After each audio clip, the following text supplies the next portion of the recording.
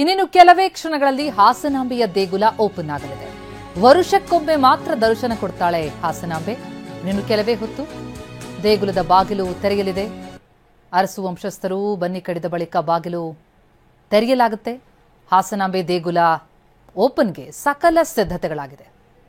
ಹೂವಿನಿಂದ ಅಲಂಕರಿಸಿರುವುದನ್ನು ನೋಡ್ತಾ ಇದ್ದೀವಿ. ಅಕ್ಟೋಬರ್ 23ರವರೆಗೆ ಹಾಸನಾಂಬೆಯ ಜಾತ್ರಾ ಮಹೋತ್ಸವ. ದೇವಿ ದರ್ಶನಕ್ಕೆ ಬರುವಂತಹ ಭಕ್ತರಿಗೆ ವಿಶೇಷ ವ್ಯವಸ್ಥೆ ಇದೆ.